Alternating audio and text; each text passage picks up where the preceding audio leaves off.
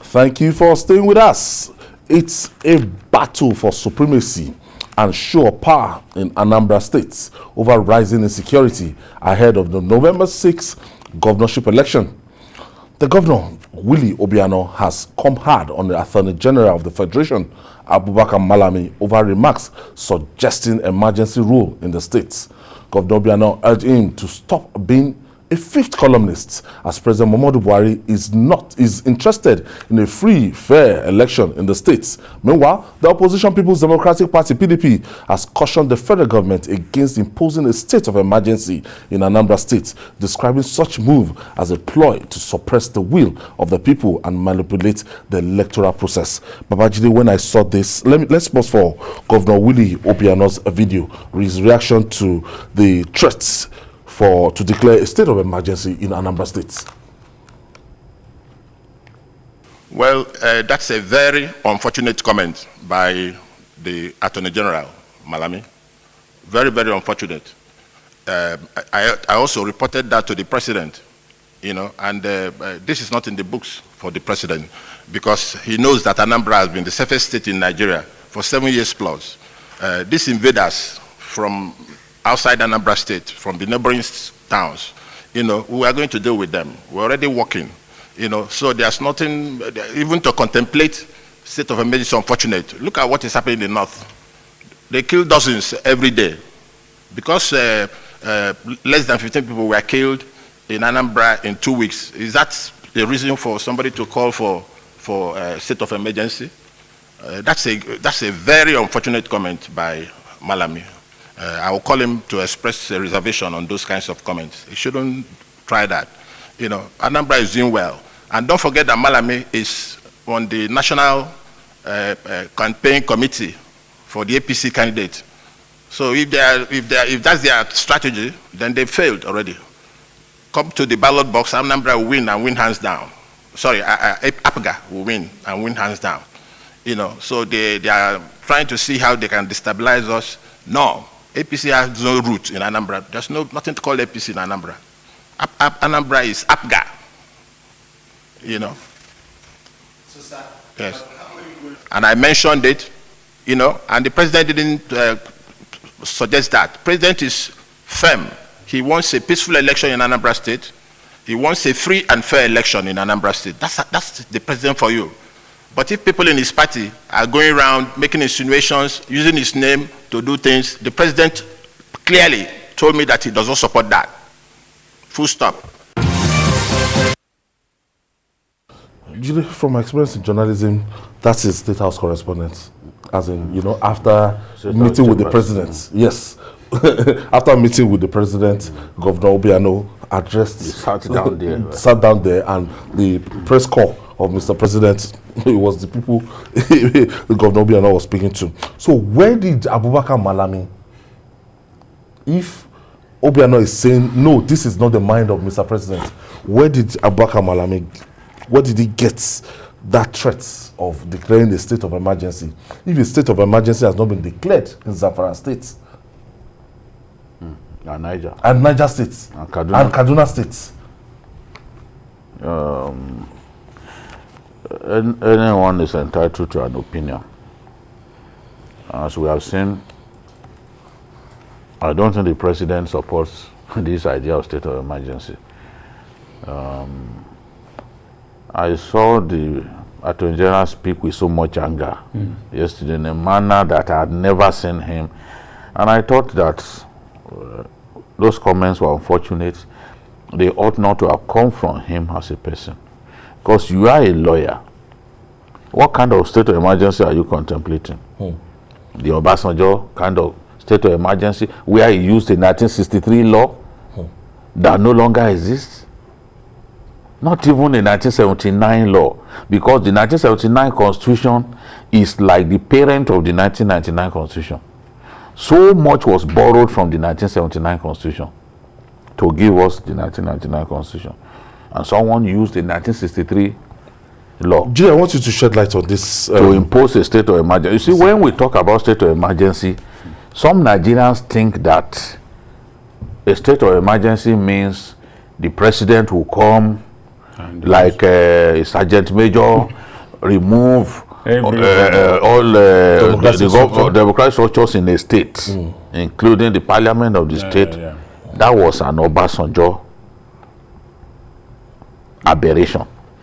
This president will not do that because he knows that Section 305 of the Constitution, I've read everything, I've read it over and over again. Almost like breathing in and breathing out, I've read it. That's nothing any lawyer can tell me about this thing.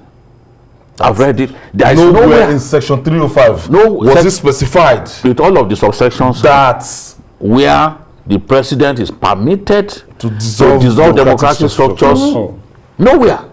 And I've been saying this for years because people keep asking me, why don't we have a state of emergency? The state of emergency that even Governor Yari or even the current governor Zamfara was also talking about it. I said these governors, they can't even read the Constitution to know the limits of the powers of the president.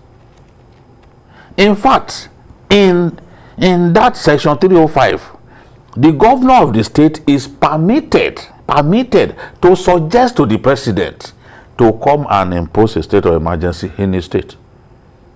By law, after the House of Assembly in the state had met on that matter and resolved that, look, this matter is beyond us. The governor is now vested with the power to approach the president and say, Mr. President, come and impose a state of emergency in my state. Not that you, and when you, even in contemplating that, it does not say that democratic structures will go. It talks about extraordinary measures to achieve peace. Those extraordinary measures are even being done in Kaduna and other states now, where you stop telco services. It's an extraordinary measure. Even in wartime, people are allowed to use their phones. Those are extraordinary measures. You say, okay, nobody should use this road again. Extraordinary measure. The little man of Kaduna will say, oh, coffee. No, nobody should go to that livestock market anymore. You stop livestock markets from operating. That's an extraordinary measure. So there are all kinds of extraordinary measures that can be taken, especially curfews. Because when the soldiers move in, they can say, okay, at this time we have introduced curfew. That was what happened in Borno State. Jonathan introduced back-to-back emergency rule in Borno, Yobe, and Adamawa State. But the governors were not removed. The assembly in those states were not removed. In fact, if Jonathan wanted to do it, he would have removed the governor of Borno State. Okay. Yes. He would have, yes, because they were at the point that they were even exchanging words. He was abusing the president at one point. So he could have removed him. But he didn't do that because he knows that there is no provision for that in the Constitution. Now, not everybody can repeat some of what Obasanjo did. Obasanjo will use 7 persons to impeach a governor. And as if that was not enough, he did it again. In today's Nigeria, some of those things that Obasanjo did cannot even be contemplated. So there's nothing like removing governors or all the elected structures in a state because of a state of emergency. Well, what do you think, is wrong? Because Jide was talking about Minister Malami talking tough. Now the governor of Anambra State, it was talking tough and saying that this call is an irresponsible call. It's not popular. I also watched it yesterday, and I was wondering why the Attorney General was so incensed. Agreed that a lot of killings and crime are being committed in Anambra State, but what is going on there is not far worse than what is going on in other parts of the country. Are we running one country and 2 systems? The thing that is happening there, what it takes is for everyone to come together and say, okay, what are we going to do? elections are coming, and we know that when elections are coming, such things will happen. It's very unfortunate that it is happening on that scale, but at the same time, the Attorney General if it were to be another minister, perhaps we won't be saying this, we won't mind. But the Attorney General, a lawyer, a senior advocate of Nigeria, even a student 101 in law should already know that this is not the kind of time to call for that kind of. What will be the basis? Is it that the people are being killed? Yes, we agree people are being killed, but it is not the basis. It doesn't call for such a drastic action, because when you take such an action, especially when elections are approaching in a region where you know the disposition of the people to the federal government, and then you would now want to. There are some people in the government who are pursuing their own personal and private agenda, and they want to use the power of office and the power of the federal might to prosecute that agenda. What Governor Obiano has said is very right. Elections are coming, and you are talking of a state of emergency. Okay, if you declare state of emergency now, will the election be postponed? Will there be election? How do you hope to solve the problem? What will happen to the turnout? What will happen? This is a time when people should, or in fact, all leaders from north, south, east, and west should be summoned together that, look, what is going on in Anambra? What is going on in the southeast? What do we do to make sure things don't go out of hand? Rather than just coming on air and be talking about state of emergency, who are you threatening? Does that make any sense? Let us even look at some of the stipulations Okay, that can warrant. to. It says that the president shall have power to issue a proclamation of a state of emergency only when the federation is at war. The federation is in imminent danger of invasion or involvement in a state of war. Because the president... Not the state. I'm getting there. The president is the only person that can permitted to declare a state of emergency, because we run a federal system. But all the 3 tiers of government, heads of the 3 tiers of government, is only the president that is permitted to impose a state of emergency. So it says, if there is actual breakdown of public order and public safety in the federation or any part thereof, to such extent as to require extraordinary measures to restore peace and security, or there is a clear and present danger of an actual breakdown of public order and public safety in the federation or any part thereof, requiring extraordinary measures to avert such, or there is an occurrence of imminent danger or occurrence of any disaster or natural calamity affecting the community or a section of the community, or there is any other public danger which clearly constitutes a threat to the existence of the federation, then the president receives a request to do so in accordance with the provision of subsection 4. That's where the governor is vested with the power to say, Mr. President, do this for me. So it then says in subsection 4 that the governor of a state may, with the sanction of a resolution supported by 2/3 majority of the House of Assembly, request the president to issue a proclamation of a state of emergency in the state when there is in existence within the state any of the situations specified in subsection 3C and D.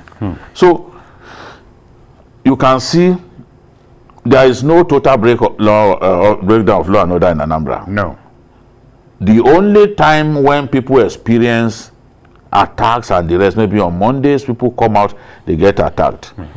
Schools are in session. Banks are open. The state is not at war. Some of those conditions listed here have not been fulfilled to even require a state of emergency, talking about the state. In Kebbi State, in the Zuru area, Yes. 88 persons were killed in one day. In one, yeah. That is the Attorney General's home state. And He did not call for a state of emergency. We are talking about 15 people being killed in weeks. But he's quick to ask for a state of emergency. In Zamfara, some communities have been taken over completely by bandits. Yeah. They've chased the people away. They kidnapped the father of the Speaker of the state and they have murdered him. Yeah. They've murdered him in captivity. In Kebbi State, Birnin Yauri to be precise, students of Federal Government College, Birnin Yauri, have been in captivity for more than 110 days now. No one has called for state of emergency in that state. The things that have happened in Anambra are not worse than what have happened even in Ebonyi State. Ebonyi State, they've burnt INEC offices, they've done all kinds of things. Done a lot of In Ebonyi, there. check the record, you see that Yes. they've attacked government government buildings more in that state than even Anambra. So people will come and ask all kinds of questions that what is the thing, why, what is his interest, that he could get so angry. Would this not be foiling that insinuation or that body movement that people from the East feel that they are not too comfortable with the, with the movement of Mr. President? If somebody as close as the Attorney General is making a threat to declare a state of emergency, and the people would now say, the North has been upside down for how many years now? Unfortunately, why did they come up with such a threat? Unfortunately, we have a situation in our hand where the president, either publicly or even behind the scene, will not rebuke his lieutenants for such things. Because the president immediately said that the president should have cautioned him, either behind the scene or publicly, because what he has done or what he's doing is like a man in a hole that is digging deeper into the hole again in his way to trying to come out. And when you are in a hole, you don't dig further, you find a way to come out. A section of the country or a region of the country where you know very clearly well, either rightly or wrongly, the president is not loved or liked there. And instead of you to even appeal to the leaders of the region that gentlemen and ladies, call your boys, call your children to order, Nigeria is one and all that, you talk peacefully.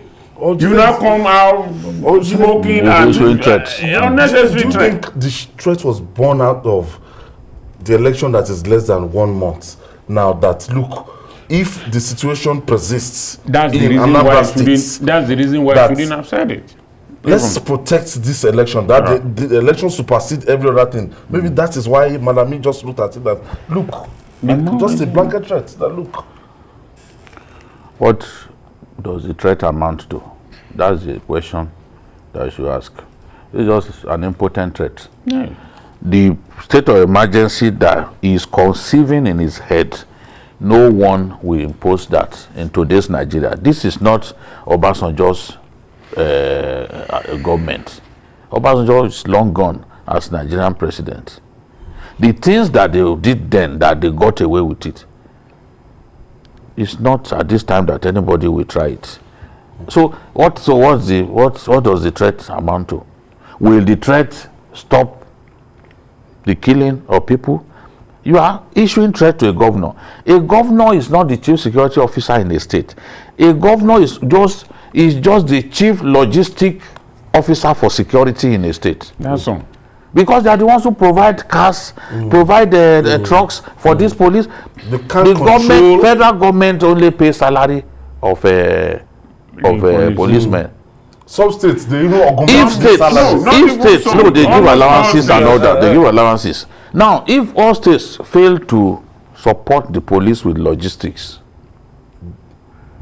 or even people like Dangote who have bought those sedans for the police. No. If they stop doing it, not, the police will crumble. Gone down. What we are having now is a situation in which the president is the one who has the power to deploy the armed forces to any part of our country. And the police. The president is capable of solving the problem if he takes the right steps. Now, instead of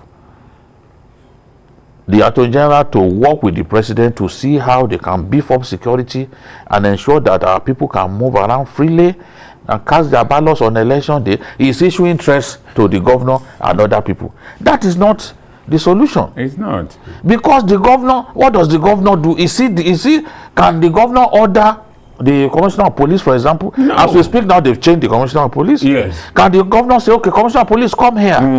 Why don't you deploy so number of people to this, and you order him? He cannot order him. He can't. He cannot order him. So it's not, they just call them chief security officer in name. On paper. On paper, but in reality, fact, they don't have not. the powers of a chief security officer. They are chief logistic officers for security in their respective states. That's what they do. You need to sit with some governors and see them expressing their frustrations.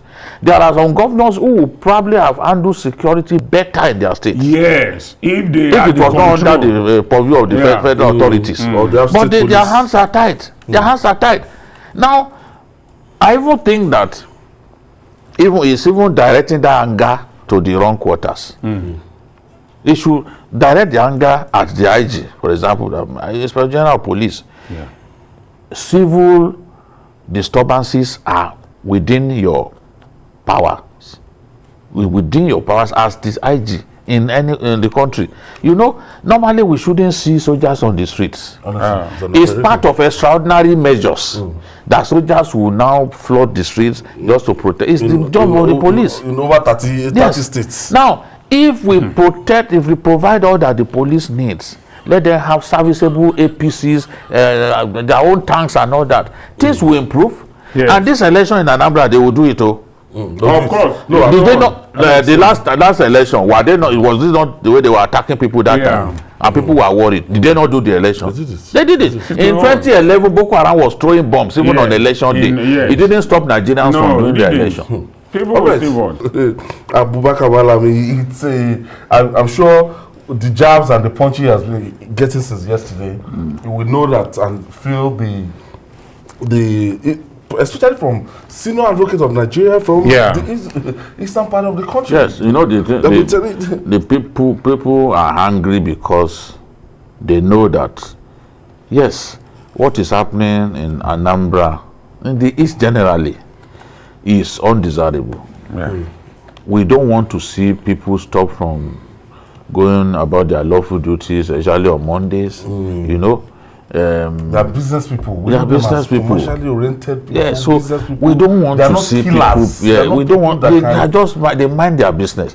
We don't want a situation in which you stop people from earning their legitimate income. We don't want that. But it's not to say that, okay, emergency is the next step to take. From where to where? People will ask questions. Our leaders provoke all kinds of questions from people. Because when you talk like that, they will now say, oh, how about your state? In fact, that's what is going on now.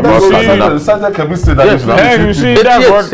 If you read the papers today or online, that is what people are asking. They are the ones who, by their actions and inactions, provoke these needless questions that tend to heat up the polity. Because what is look at now, PDP is saying it's because they want to rig. Do you blame them? PDP is looking for an opportunity. You now give it to them on the platter of gold. Look at the governor. Since 1999, at least I've covered like 4 election cycles in Anambra State.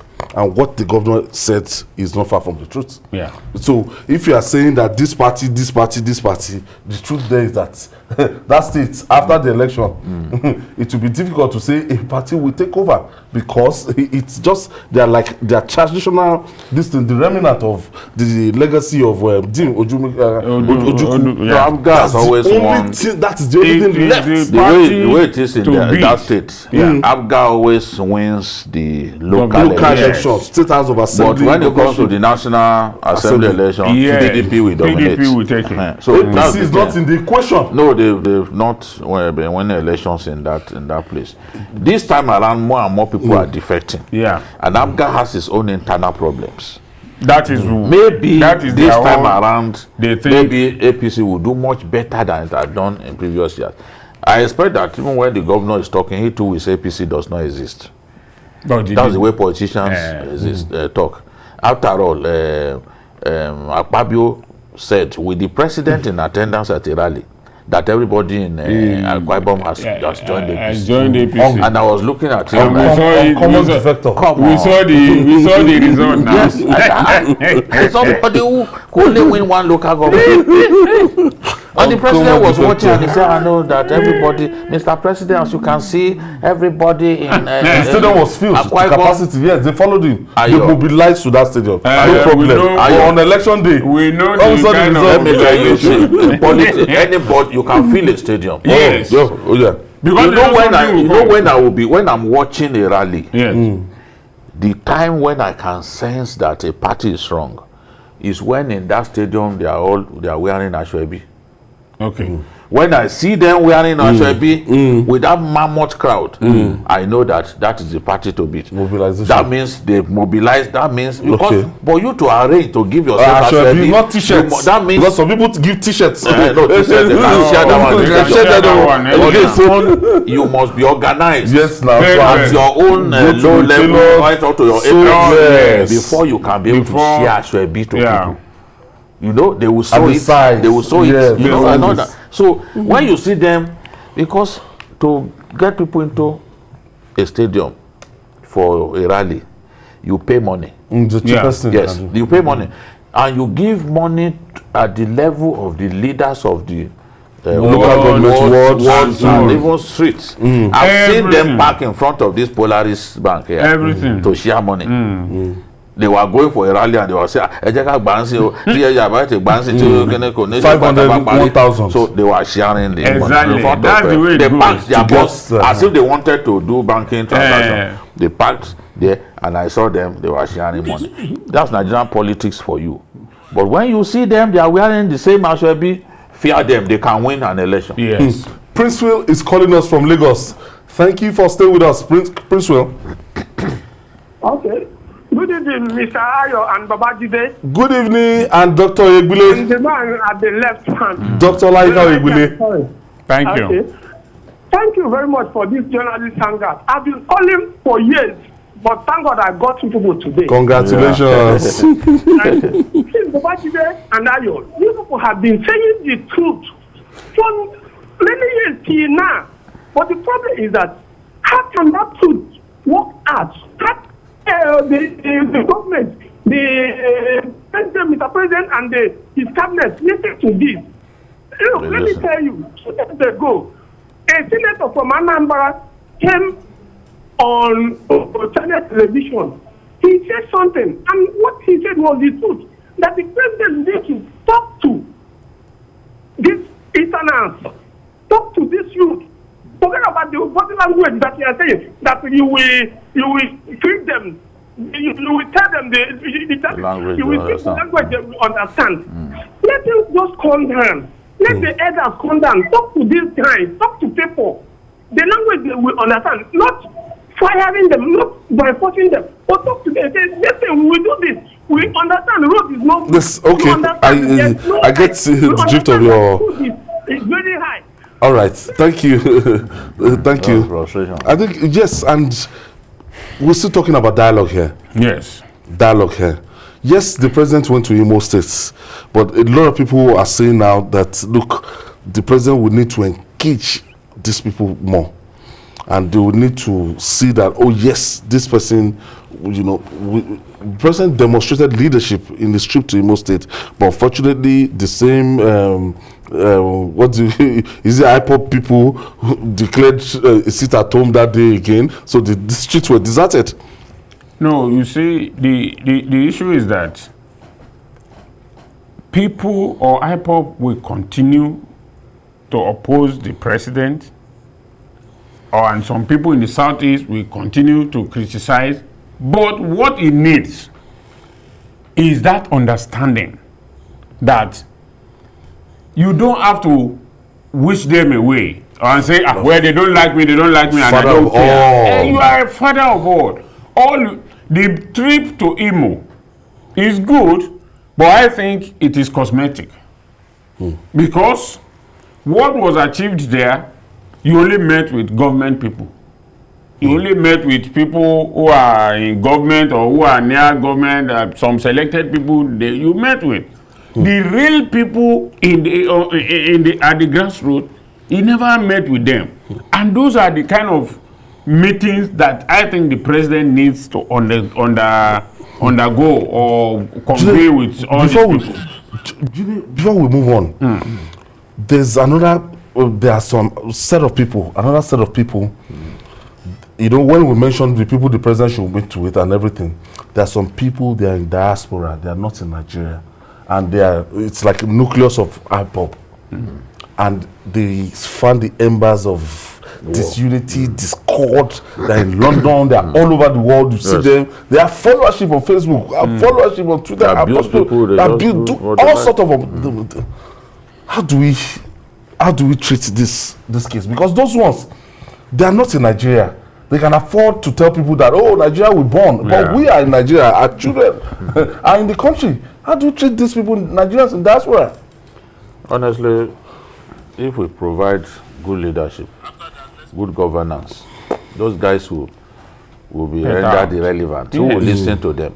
They are feasting on the anger of people here because they know that a lot of Nigerians are not happy. You are talking about a bag of rice, a bag of beans, being about 100,000 now. We started the countdown from 62,000. Yes. Then it went to 73, and then people are going through a lot.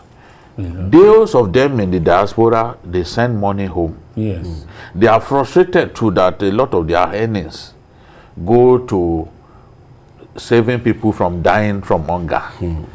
So it is the anger of the people at home, the frustration of people at home that they are feasting on.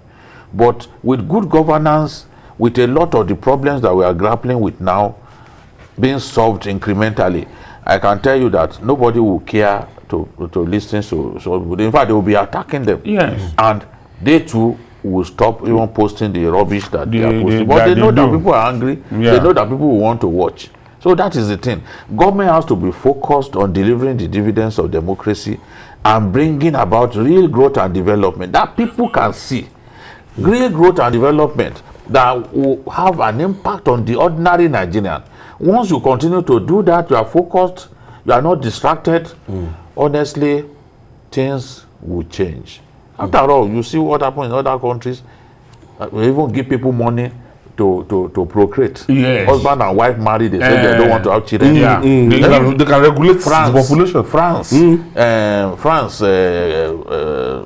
Russia, they give you money for your wife to born, just to encourage you. Because it's population is constitutes economic strength. Now, those ones are refusing to give birth. So gradually their population will be going down. That's what they want to avoid. So they now encourage you, they give you incentive for you and your wife to go into the other room and then do the next. According to Mr. President. All right, moving on now.